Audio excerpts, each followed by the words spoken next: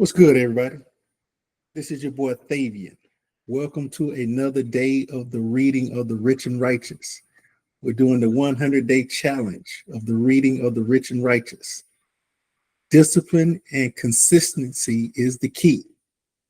If you're new, make sure you go back and check out our previous readings, man, so you can get caught up. We're on day 22. Go ahead and get you a book. The link to the descriptions, there's a link to in the description section.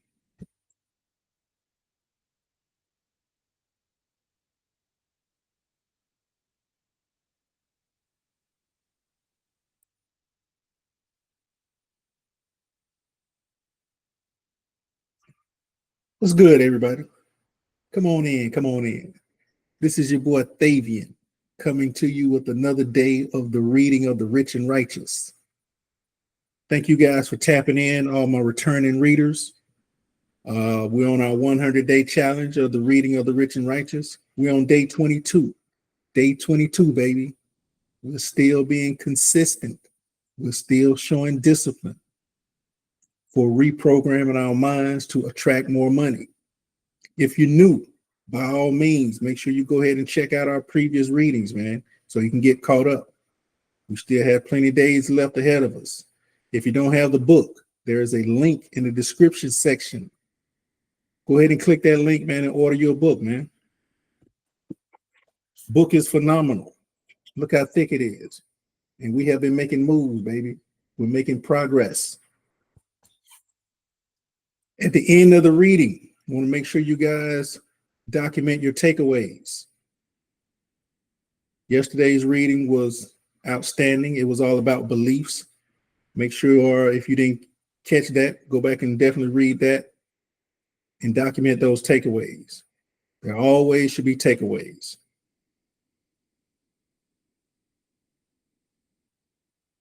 All right, we're going to go ahead and get started today, man. Day 23, man.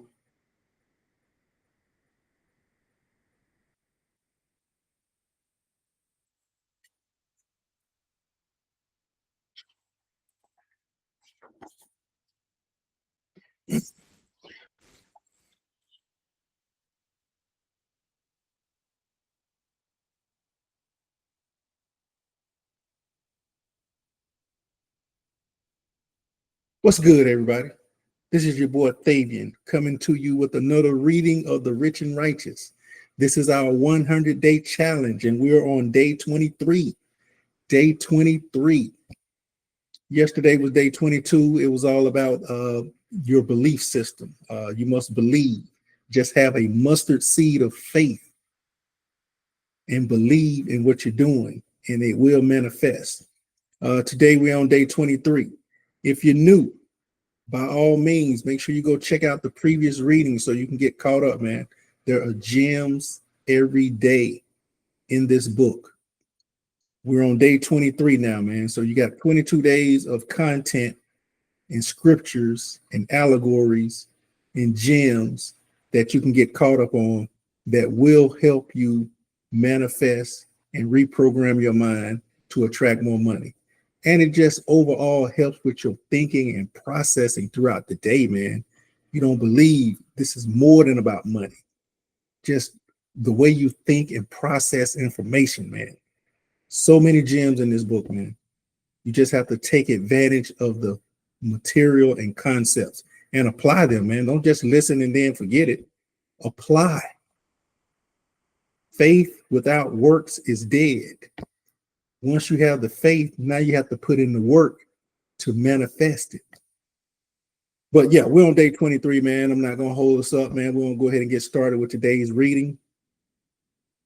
Make sure at the end of the reading, you document those takeaways. We need those takeaways. Those takeaways are proof to you and to me that you are getting something out of the readings, man. There should always be some takeaways. If you don't get any takeaways after the first read or the first listen, definitely go back and check it out again, man. You will pull something out of there. Trust me.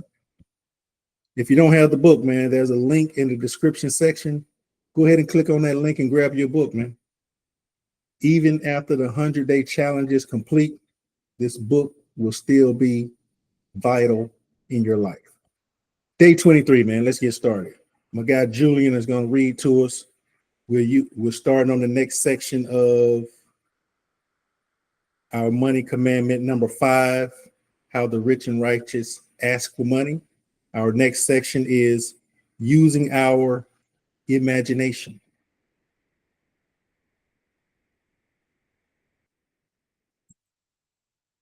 Genesis 13:1, and of course Genesis, because we're really talking about creation and how manifestation works, and there's a template laid out in that particular book for how creation actually works, especially the early chapters. So the scripture of the day, Genesis 13:1. After Lot had departed, the Lord said to Abram, now lift up your eyes from the place where you are. Listen very carefully, right? Now lift up your eye from the place where you are and look to the north and the south and the east and the west. For all the land that you see, I will give to you and your offspring forever. This is the promised land. I will make your offspring like the dust of the earth, so that if one could count the dust of the earth, then your offspring could be counted.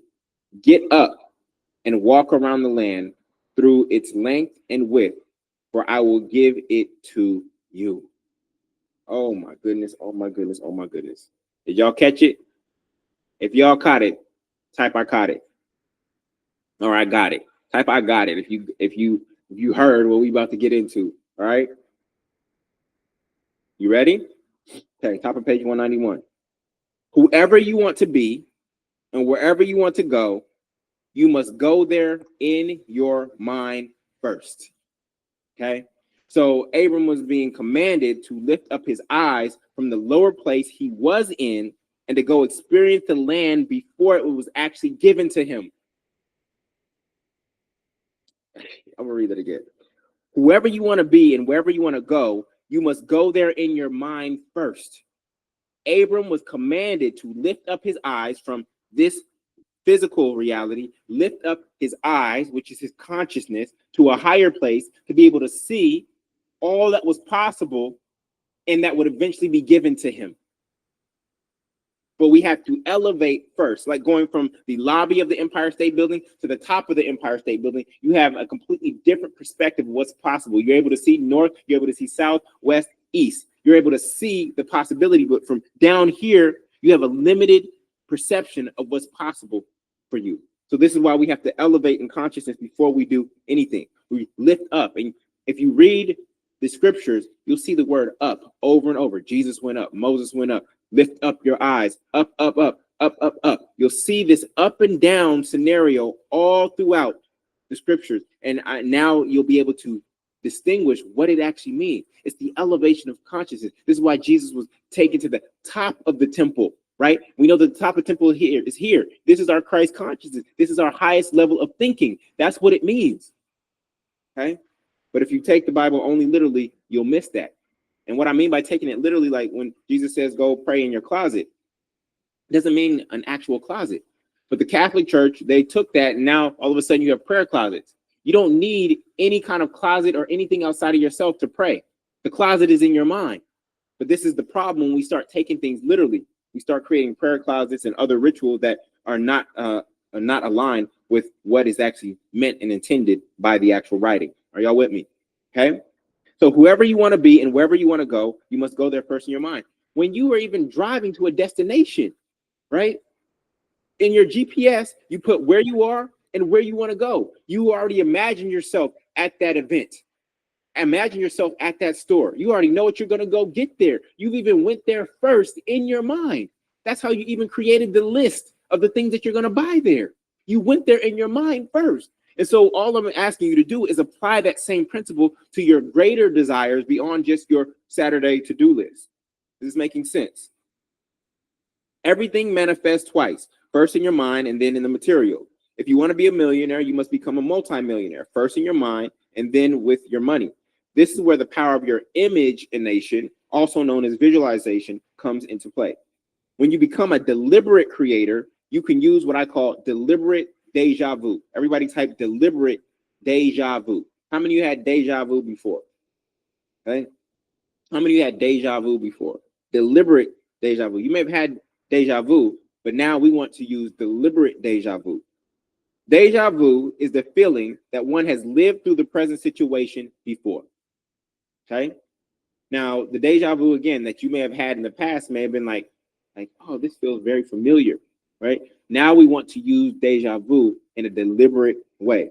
The phrase deja vu translates literally as already seen. And anything that we want must be seen with our mind's eye first. This is why Abram was commanded to lift up his eyes and see the promised land in advance, okay, of actually receiving it. He had to see it in advance of receiving it. And yesterday we talked about you have to believe it before you can see it. A lot of people have to see it to believe it. No, this is also evidence that you must believe it, right, and see it in your mind's eye before you actually receive it. Bottom of page 191. Isn't it true for how you book a trip to a foreign country? Don't you go there in your mind first through other people's stories, pictures, and videos before you arrive in the flesh? Is that true, family? Have you ever blindly booked a flight to a place you didn't visit in your imagination first? You see how we apply these principles to lower level things? Now I'm inviting you to apply the same principle to higher level things. The reason you went to Aruba is because you heard about it, your friend went there, you saw pictures of it, and you imagine yourself on the beach and in that hotel first before you even booked the flight. You went there in your mind first. Using imagination, someone can daydream on their day job and be on a beach in the Caribbean mentally, though they are physically sitting there at their desk in their cubicle. You can travel to an island and feel it without getting on an airplane. But the beach they see themselves on is rooted in the lack of freedom they don't currently feel they have at a job they hate, in the same way a mirage appears to a person dying of thirst in a desert. So when we're using our imagination, we don't want to use it daydreaming, right? We don't want to use it out of a place of I don't have, okay? I'm not there, right? They're imagining themselves on a beach because they actually hate where they're at. We don't want to use it from that place, and that's what makes it difficult for it to manifest. We can reverse this use of imagination to escape, to instead create. Okay, we want to use it in a more powerful way, not as a way to escape our current reality, but to create our current reality. We don't want to use it as a way to escape our current reality. We want to use it as a way to create our current or new reality. That's making sense. All right. We don't want to use it out of that negative place. The same muscle of your imagination can help you create a life you don't need to vacate from. How many of y'all want a life that you don't need to vacate from? Right now, of course, you need to rest, and going to these amazing places is awesome, right? But wouldn't you rather have a life that you don't need to vacate from because you love it so much right where you are in the present moment? Every action except program reactions is premeditated. Every action except programmed reactions are premeditated. Before you can make a sandwich, you think to yourself, I'm going to make a sandwich, correct? You don't just start making a sandwich without a thought first. And then the neurons fire because you've made so many sandwiches, you don't even have to think about it because neurons that are wired together fire together. The feeling of hunger led to a thought of a sandwich, which led to a physical action and ultimately the manifestation. Okay. We also hear terminology like premeditated murder, right? Premeditated murder. And we understand premeditation in a negative context. Okay. So we have the daydreaming on the day job, right? In a negative context. I'm trying to escape. Then we have premeditated murder, right? Which is in a negative context. But the same laws can apply to positive creation through premeditated manifestation. Everybody type, I premeditate my life. I premeditate my life. I consciously and intentionally premeditate my life. Okay? We can engage in premeditated love, premeditated wealth, premeditated freedom, premeditated success, premeditated best-selling books, premeditated job, premeditated health, premeditated homes, premeditated cars, or premeditated recovery. You get to premeditate it. In fact, I said best-selling book. It's right here, y'all. Look at this. Let's just say right here. Over 1 million copies sold. I'm premeditating. This is an image that I have in my office, and I'm premeditating that this book will sell over 1 million copies. Okay? That's what premeditation looks like, using an image. It's just as easy for me to create this cover as it is to create that cover. So I premeditate that until that becomes a reality. I believe it until I see it. Right? That's what premeditation looks like. So I'm using my imagination. In the career context, it's called a dream job because you dreamed or imagined it first, correct? You can test drive a car to get mentally ready to buy it, even though you're not financially ready. You can set goals and plan out your year or day before it actually unfolds. And we talked about having a to-do list, not a long to-do list, but 2 things. You can imagine the best case scenario occurring before walking into a seemingly difficult conversation. A lot of us avoid conflict because we imagine the worst case scenario if this conversation goes awry, right? But you can also take that same thought energy and imagine the best case scenario, that you both feel understood and heard, and that you come to a resolution that is actually higher than your current status. The only way to shape the future is from the present moment. When I ask people what financial freedom means to them, I'm looking for specific images. Having an image of financial freedom, a snapshot of a moment in time, a picture you would post on social media can give us a vision of what it will take for you to be free. We can't leave it up to vague words and ideas like, oh, freedom means happiness, and it means rich, or it means family. Okay, what does that actually look like for you? Because we said images, pictures speak what? 1,000 words. What does happiness look like on a daily basis? The reason some of you are not getting what you desire because you use vague words to describe what you want. What does happiness mean to you? Not only what does it mean to you, what does it look like in reality? If you had to give me an image, 3 images of happiness, what would that look like for you? Right? What is the how much money is rich?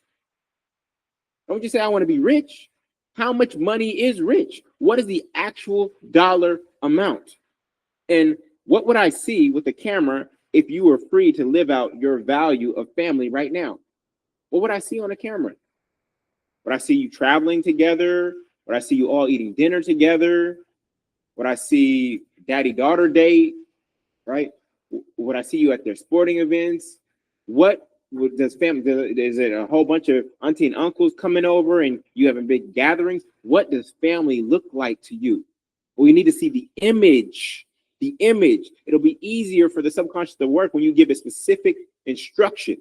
I know when I build and do development in real estate, if I don't make what's in my imagination clear to my contractors, then they will use their imagination in my absence. If I don't make what's clear in my imagination clear to the contractors, then they will fill in and use their imagination and do something that I didn't imagine. But that's my responsibility to communicate what I imagine to them. And if I'm not there on site on a particular day and a decision needs to be made, they'll use their imagination because I didn't share with them mine. The same is with the universe. You have to be very clear about what you imagine because it doesn't know how to respond to vagueness. When you use vague language to describe what you want, guess what you get? You get vague results.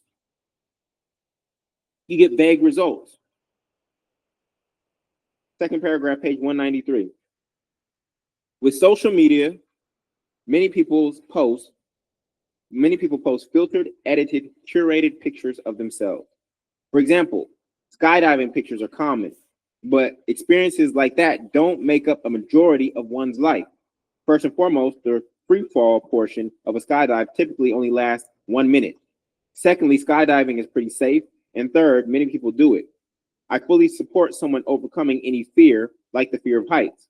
But who I am inspired by are people trying to fly every day, not somebody who just jumps out of a plane in one moment, such as the people who are pursuing their dreams and living out their purpose without a parachute, the people who are committed to dreaming as long as they are awake, the people who are doing the things that have never been done before and creating things that have never been seen. That's who I'm inspired by, not somebody who posts and curates their timeline showing that they skydove, right? You rarely see pictures of people's 40-hour work week, yet that's a majority of people's lives. I don't want to just have glimpses of freedom. It goes beyond social media highlight reels, temporary vacations, and how much money you make. I want freedom to be your default way of being, doing, and having in the world. I'm just sharing with you, especially for those of you who are still caught up in comparison. Most of what you see on people's social media is not their actual life. Those are glimpses. Those are highlight reels of their life. Even growing up, I used to watch ESPN a lot, right? And ESPN would break down a 48-minute basketball game into, a 2-minute highlight reel. A lot of the rest of the game was boring, especially baseball. Baseball was even longer games, right? And you might have a home run here and an amazing defensive play here.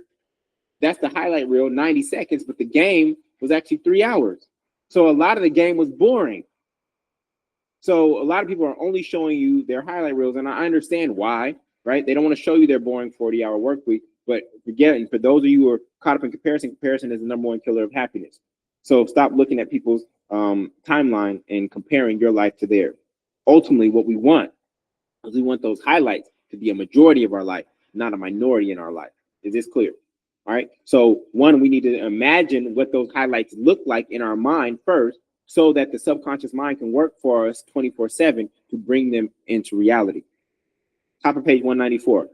Earlier, we discussed how financial freedom means different things to different people. Since freedom is the ultimate feeling we are seeking, what financial number will get us to that feeling? What after-tax dollar amount do you need to earn to afford and sustain the lifestyle you desire without selling your soul? In less than an hour using the internet, yes, in less than an hour using the internet, you could cost out the actual life you desire, from the mortgage of the house you want, to the car you want to drive, and the tuition at the school you want your kids to go to, and the trips you want to take, so that rich is a specific dollar amount, not just some vague idea. Is everybody clear on that? I want you to list out, okay, I want to go to this restaurant twice a month. I want my kids to go to this school. I want them to have these cars. I want to have this kind of car. I want my partner to have this kind of car. I want us to live here in this neighborhood, and the houses here cost this, and the interest rate is this, so the mortgage will be this. I've actually looked up the property taxes and the insurance. That'll be this on this house. Our lawn care is going to be this. I want a house cleaner, right? And I want a gardener. That's going to cost this. I want to take this many trips and to these places. I've actually looked at flights, and the hotel I want to stay at, it costs this much per night. And these are experiences I want to have when I go there, right? I want to go to brunch with my friends twice a month. I want to go to the spa and get massages twice a month. I want a personal trainer. You can literally go cost all these things out so that you know the specific number that you need, right, after taxes, in order to live the life that you desire. All right, that's the challenge. That is the homework. Okay. I think you will find that that number isn't as big as you imagine, and that you are closer than you think. Even if it does feel far-fetched at first, at least you have a specific target now. We're not just chasing a vague target, because how can I hit a target when I don't see one? It's hard to hit a target that is unseen.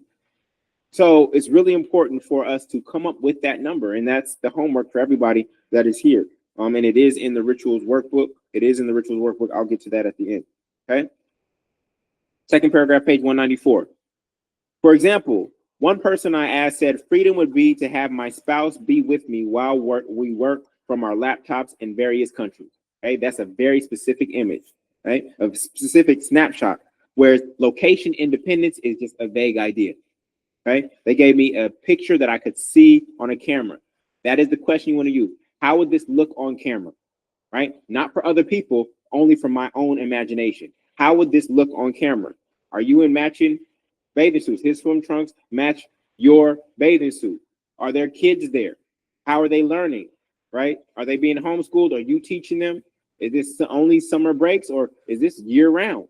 Are you moving with the sun? Right? We want to get very specific. A picture speaks 1,000 words. When you picture something in your mind, you pick your desired reality. Everybody type picked hyphen your. It's another way of saying picture. You picked your. You are picturing your reality. You're picking it as you create these pictures without a camera. The camera is here. The camera is the eye, right? When we say the eye of the camera is the eye in your mind. It is the single eye in your mind. It is not divided, right? Just like putting a puzzle together, you start by looking at the picture on the box, right? And you fill in the missing pieces one by one as you go. For the more specific image, we can extract all the pieces this person would need to have in place to feel free and cost those things out. It is clear, and we're going to walk into that. So when you are completing a puzzle, imagine how hard it would be to complete a puzzle when you don't have the box. How many of y'all do this? When you're working on a puzzle, you put the box, you stand the box up on its side so that you can see what you're actually creating. And then you see, oh, there's blues over here, and there's greens over here, and then there's this item over here that's brownish. Okay, so now let me organize these pieces. Let me get the edges. Let me get the frame first, right? How many of y'all start with the edges when you're doing a puzzle, right? Then you start grouping things in colors, right? You say, okay, this pile goes over here, this pile goes over here, and this is my uncertain pile. I don't know where those fit in yet, okay? And then you start putting together. And the other thing about a puzzle is as you get more and more pieces together, guess what? The puzzle starts going faster because you have less and less pieces to draw from, right? And it becomes a process of trial and error. So in this situation where this person said freedom would be to have my spouse be with me while we work from our laptops in various countries, okay? What would this person need? What would this person need in order to do that? This person would need to free their significant other too, not just themselves. So even though this might be on their personal vision board, they would also have to free their partner or work on their partner's freedom if they're stuck on the corporate plantation, because they don't want to just do this alone. They're in a union, a divine union. Secondly, this person doesn't want to be tied to a location. So some home ownership may not be part of their vision. Home ownership may not be part of their vision. Or maybe it is. Maybe they have a multifamily property that pays for itself and they Airbnb their unit when they're gone. Or maybe they have a tiny home, right? You know, I'm part of a tiny home development. Maybe they have a tiny home and they touch base in a particular city every now and again, but for most cases, they're out. Or maybe they have no real estate at all because they don't want to be tied down by the mortgage, the principal, interest, tax, insurance, and repairs of a single family home, right? So they would have to align on that. The other thing that they would need, they likely isn't considering kids at the moment, or may need to find a nanny to travel with them. So in order to have this lifestyle, the question is, how can we have it with kids? If we're bouncing around from different countries, do we have to have enough income to pay for a nanny? Or are we not having kids at all? Or are we going to do this once the kids graduate? When is this happening? How does that all tie in? Where do kids fit in this situation? They may need storage if they have things they value, since they would likely be traveling light. So they need to figure out what goes in that storage, what's valuable to them, right? And they need to add that expense onto their budget for the lifestyle that they desire. And they need to generate income online, likely through a virtual and or product-based business. So this one specific image, which was freedom would be to have my spouse be with me while we work from our laptops in various countries, right? That one specific image now has helped us put the puzzle together and see all the other working parts and pieces that are necessary in order to create and manifest this image. See, that's work. That's mental work. But that mental work will make it easier for you to do the material, earthly, physical work to manifest it. Now it's very clear on how all these things that I'm doing, everything that I'm doing now has a purpose, because I'm clear on how all of it ties in to me having this experience. From this snapshot, we can reverse engineer what it will take for this person and their partner to be free together. And they can start to make plans and decisions that move them towards this vision. Perhaps their partner doesn't have the same vision as them, but now with an image, they can at least start having a conversation around what each individual wants and create a singular vision, right, that aligns with both of their individual wants. Using images to describe what you want avoids confusion in your mind and the mind of those you are seeking to enroll in your vision. When you tap into your imagination, the initial images may only include you, right? But as you begin to fill in the vision with more detail, you start to realize that other people are included and involved, such as significant others, kids, parents, employers, clients, teams, and ultimately you create your own nation. So the last part of the word imagination is that usually in order to manifest any vision that you have, you're going to need a nation to do so. You're going to need your own nation to actually manifest the image that you have in your mind. Okay? So this is why you must imagine a nation, because our lives are interdependent on other individuals and institutions.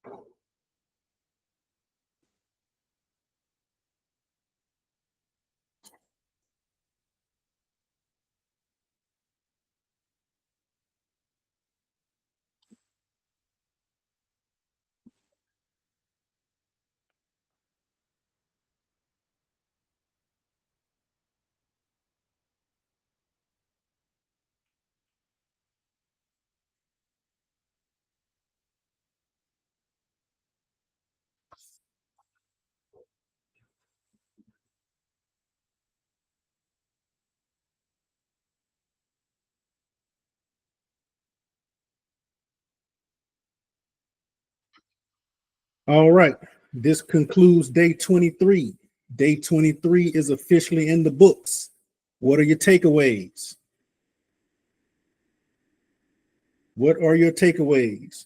One takeaway for me, man, was whoever you want to be and wherever you want to go, you must go there in your mind first. Once again, it's all about your belief system and your thinking. You must see it in your mind first. Whoever you want to be, wherever you want to go, you must go there in your mind first. What are your takeaways? This concludes day 23. Day 23 is officially in the books.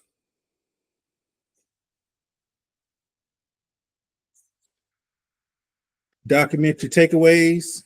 Let me know what you think. Let me know how this section resonated with you. If you don't have the book, make sure you click in the link description in the post and go ahead and get you a copy of the book, man. Looking forward to tapping in with you guys tomorrow for day 24.